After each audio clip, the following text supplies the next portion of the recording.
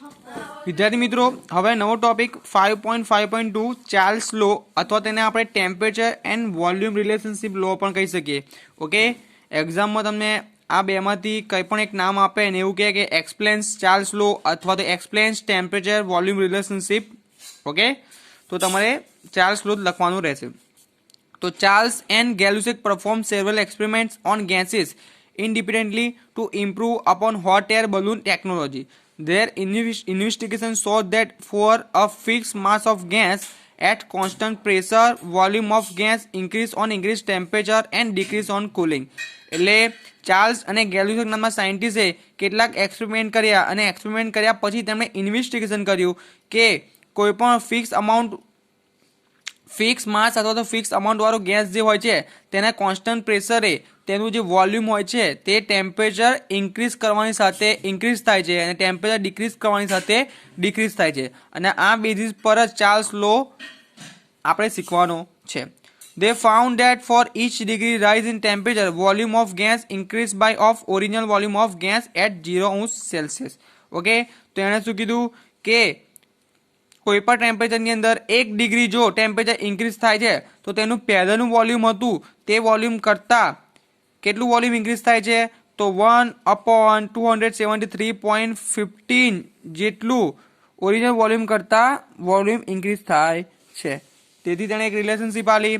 Thus, if volume of gas at 0°C and T°C are V0 and VT respectively, તેથી તેણે એવું consider કર્યું કે આપણે 0°C આપણે વોલ્યુમને V0 લઈએ અને T°C VT લઈએ તો તેણે આ એક રિલેશનશિપ આપી. કઈ આ ઇક્વેશન તેણે આપ્યું તો VT is equal to V0 plus T/273.15 V0 આ રિલેશનશિપ આલી.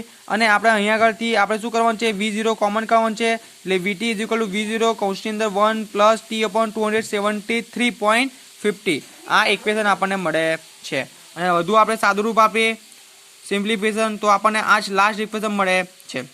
At this stage we define a new scale of temperature such that T ounce on new scale is given by T is equal to 273.15 plus T. Okay, તો આ equation પરથી આપણને ખબર પડે છે.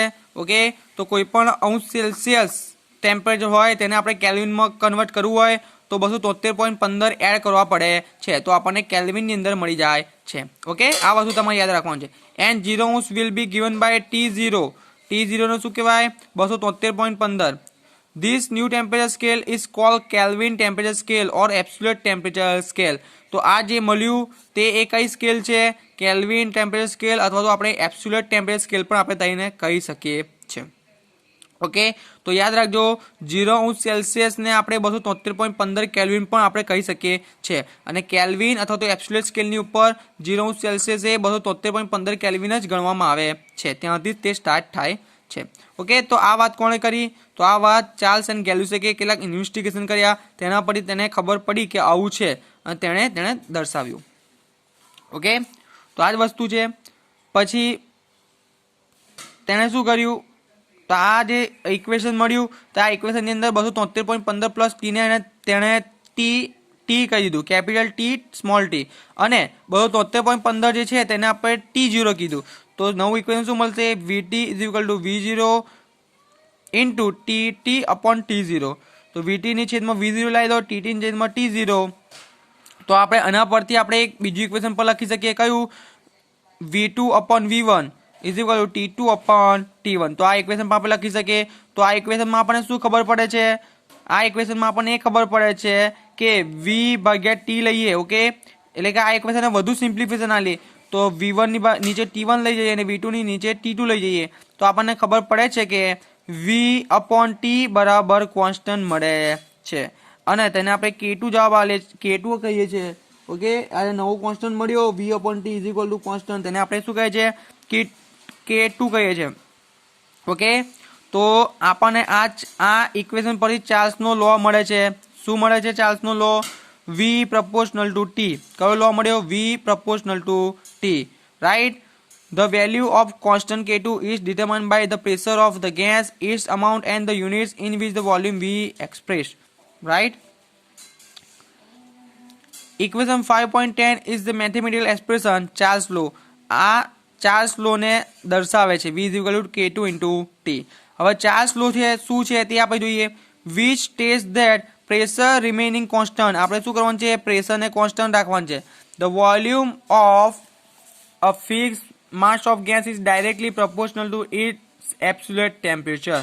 એ શું કહેવા માંગે છે કે આપણે કોઈ પણ ગેસનું પ્રેશર જે છે તે કોન્સ્ટન્ટ રાખીએ તો ફિક્સ અમાઉન્ટ વાળા અથવા તો ફિક્સ માસ વાળા ગેસનું જે વોલ્યુમ છે તે એબ્સોલ્યુટ ટેમ્પરેચરના પ્રપોર્શનલમાં જોવા મળે છે, એટલે કે v = t આપણને જોવા મળે છે, રાઈટ। તો આ વસ્તુ કોણે કીધું, ચાર્લ્સ નામના સાયન્ટિસ્ટે તેણે કીધું। ઓકે, તો આ વસ્તુ તમારે યાદ રાખવાની છે। Charles founded for all gases at any given pressure graph of volume v versus t in straight line and on extending the zero volume each line intercepted axis at -273.15 Celsius. Slope of line obtained at different pressure are different, but at zero volume all the lines meet the temperature axis at -273.15 Celsius. પછી ચાર્લ્સે શું કર્યું, એક graph plot કર્યો volume v versus temperature t। તો આ graph plot કર્યો ત્યારે તેણે જોયું કે વોલ્યુમ અને ટેમ્પરેચરનો જે ગ્રાફ જે છે તે સ્ટ્રેટ લાઇન મળે છે। તો જો પ્રેશર P1, ઓકે, તો આ જે આખી લાઇન છે તે દરમિયાન આખું પ્રેશર P1 જે છે તે કોન્સ્ટન્ટ જ રહેવાનું છે। આ બીજી એક લાઇન છે, બીજો ગ્રાફ પ્લોટ કર્યો, લાઇન પ્લોટ કરી, તો તે દરમિયાન P2 જે પ્રેશર છે તે પણ કોન્સ્ટન્ટ જ રહેવાનું છે। તેવી રીતે P3 માટે P3 કોન્સ્ટન્ટ રહેવાનું છે, ટેમ્પરેચર કોન્સ્ટન્ટ રહેવાનું છે। આ ચોથી લાઇન માટે P4 પ્રેશર કોન્સ્ટન્ટ રહેવાનું છે। ઓકે, તો આ દરમિયાન શું જોવા મળે છે તેને કે આ P1, P2, P3, P4 આ ત્રણ પ્રેશરની જે સ્ટ્રેટ લાઇન જે છે, જે વોલ્યુમ વધવાની સાથે ટેમ્પરેચર વધે છે, ટેમ્પરેચર વધવાની સાથે વોલ્યુમ વધે છે, તો એ ચાર લાઇનને આપણે ડોટેડ લાઇન વડે હજુ નીચે આપણે લઈ જઈએ, હજુ નીચે તેને આપણે દોરીને લઈ જઈએ ડોટેડ લાઇન વડે, તો આ બધી ચાર લાઇન એક પોઈન્ટે ઇન્ટરસેક્ટ થાય છે, એક પોઈન્ટે મળે છે। તો તે કયો પોઈન્ટ છે, ટેમ્પરેચરનો -273.15 કેલ્વિને તે મળે છે, સોરી -273.15 સેલ્સિયસે તે મળે છે, આ ચાર લાઇન।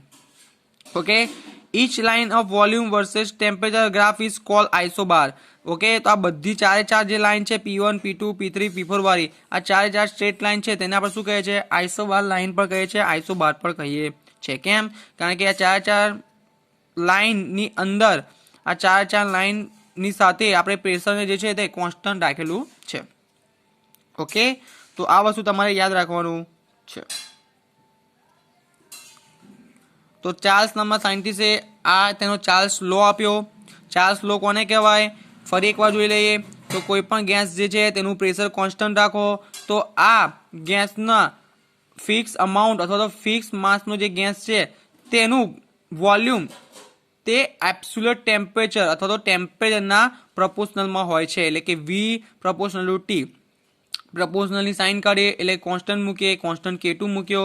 કોન્સ્ટન્ટ કોના પર ડિપેન્ડ છે, તો pressure of gas, amount of gas અને વોલ્યુમ v અને ટેમ્પરેચર પર ડિપેન્ડ રાખે છે। ઓકે, આટલી વસ્તુ યાદ રાખવાની છે। હવે અંશ સેલ્સિયસ અને કેલ્વિનમાં કેમ ફેરવવાનું, તો તમે શીખી ગયા છો, ફરી એકવાર જોઈ લઈએ તો t = 273.15 + t। આ t શું છે, અંશ સેલ્સિયસની વેલ્યુ છે, એટલે અંશ સેલ્સિયસની અંદર 273.15 તમે એડ કરો તો તેને કેલ્વિનમાં આપણે કન્વર્ટ કરી શકીએ છીએ, કેલ્વિનમાં કન્વર્ટ થઈ જાય છે। ઓકે, હવે તમને એક એક્ઝામ્પલ જોઈ લઈએ 5.2। Okay, on a ship sailing in Pacific Ocean where temperature is 23.4 Celsius, a balloon is filled 2 liter air. What will be the volume of the balloon when the ship reaches Indian Ocean where temperature is 26.1 Celsius? Okay, તો શું કહેવા માંગે છે, Pacific મહાસાગરમાં એક જહાજ તરે છે જ્યાં આગળ તેનું ટેમ્પરેચર કેટલું છે, 23.4 છે। ઓકે, ત્યાં આગળ એક બલૂન જે છે, ત્યાં આગળ એક બલૂન છે, તો એ બલૂનની અંદર 2 લીટર જેટલું 2 લીટર જેટલું વાયુથી ગેસથી આપણે ભરેલો છે તે ફુગ્ગો। હવે આ જહાજ જે છે તે હિન્દ મહાસાગરમાં પહોંચે છે, ઓકે, ઇન્ડિયન ઓશનમાં પહોંચે છે, તો ત્યાં આગળ તેનું ટેમ્પરેચર 26.1 છે, એટલે 26.1 સેલ્સિયસ જેટલું છે। તો ત્યાં આગળ તેનું કદ એટલે કે વોલ્યુમ કેટલું જોવા મળશે. ઓકે, તો આ વસ્તુ છે. તો આપણે ફર્સ્ટ ઓફ ઓલ જે ગિવન ડેટા આપેલા છે તે જોઈ લઈએ.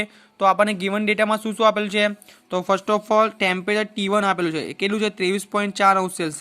પછી વોલ્યુમ V1 આપ્યું છે 2 લીટર એર. ઓકે, અને પછી ટેમ્પરેચર કેટલું હોય T2 આપ્યું છે 26.1°C. તો જો આ ટેમ્પરેચર જે સેલ્સિયસમાં આપ્યું છે તેને કેલ્વિનમાં ફેરવી દો. તો કેલ્વિનમાં ફેરવા માટે 273 એડ કરવા પડે. આમ તો 273.15 એડ કરવા પડે, પણ આપણે એકલા 273 એડ કરીએ એટલે 296.4 કેલ્વિન કેટલું મળશે T1, T2 કેટલું મળશે 26.1 પ્લસ 273. તો આનું આટલું સમેશન કરશો તો 299.1 કેલ્વિન જેટલું T2 ટેમ્પરેચર મળે છે. અને V1 કેટલું છે 2 લીટર. તો હવે ચાર્જનો લો શું છે? V1/T1 = V2/T2. તો અહીંયા આગળ આપણે V2 ને સૂત્ર કરતા બનાવીએ તો V1 ની વેલ્યુ મૂકો, T2 ની મૂકો અને T1 ની મૂકો.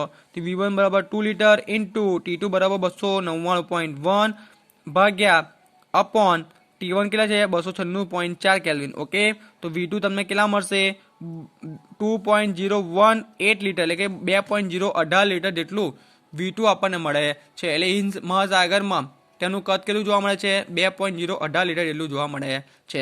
તો વિદ્યાર્થી મિત્રો, આ લેક્ચરની અંદર આપણે શું જોયું? ચાર્લ્સ લો જોયો, તેનું સિમ્પ્લિફિકેશન જોયું, તેનો ગ્રાફ જોયો, તેનું એક એક્ઝામ્પલ પણ જોયો. નેક્સ્ટ લેક્ચરની અંદર આપણે ગેલ્યુસેક લો આપણે જોઈશું. ગેલ્યુસેકનું નામ બીજું શું છે? પ્રેશર ટેમ્પરેચર રિલેશનશિપ લો પણ કહેવાય છે. ઓકે, તો આ વસ્તુ તમારે યાદ રાખવાની છે. Thank you.